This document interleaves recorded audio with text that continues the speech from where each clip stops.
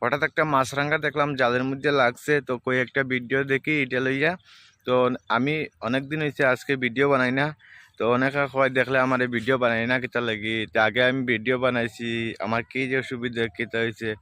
তো অ্যাকচুয়ালি আমার কোনো অসুবিধা নাই, এমনি আমি ভিডিও বানাই না, আমার ভাল লাগে না। তো ভাবছি এখন থেকে আবার নতুনভাবে কন্টিনিউ ভিডিও বানাইমু, তোমরা দিমু। তো আজকে আইছি আমার বাঁশক্ষেত, মানে সবজি ক্ষেত, আমরা এটারে বাঁশক্ষেত কই। তো আজকে বাঁশক্ষেত হওয়ার পরে দেখ রাইনি শশা লাগানো হয়েছে, এসব ফুল আইছে, অনেকগুলা গাছগুলো লাগানো হয়েছে। আর এখানে কিছু আমরা রামাইশ গাছ লাগানো হয়েছে। তো এটার মধ্যে ফাঁকিয়ে রামাইশ ফুলটা খাইলে এটার লাগিয়া না খাওয়ার লাগিয়ে একটা ফারজাল দিছিলাম যেটা মাছ লাগে। তো আজকে আইয়া দেখি এটার মধ্যে একটা মাছরাঙ্গা বড় ফাঁকি লাগছে। তো চলো তোমরা দেখো।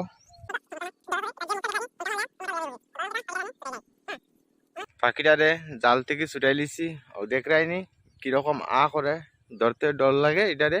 তো চলো এখন আমি বিশ্রাতে, অ্যাকচুয়ালি আমার সবজি বিশ্রাতে আইসলাম আমি কিছু ধনিয়া পাতা নেওয়ার লাগিয়া। তো দেখলাম এই পাখিটা জালের মধ্যে লাগছে। তো এই পাখিটা এখন ছাড়লেও উড়িয়ে যেতে পারতো না, তারা বাড়িতে না সুস্থ করে। এরপরে পাখিটারে আমি ছাড়মু। মাছরাঙ্গা এটা দেখতে তোমরা চিন্তায়, তো এইদিকে নদীর কিনারে হয়তো মাছ খাইতে করে লাগছে এটা।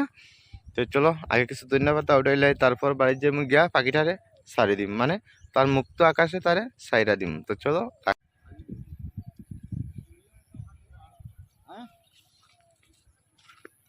তো যেটার লাগি আমি আমার বাস খেতে আসলাম ওই গেছে।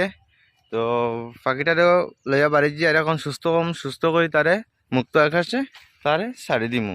তো দেখায়নি চতুর্দিকে এই ফুলাটা আমরা নিজে করছি, আর এর মধ্যে অনেকটা ব্যস্ত আসলাম।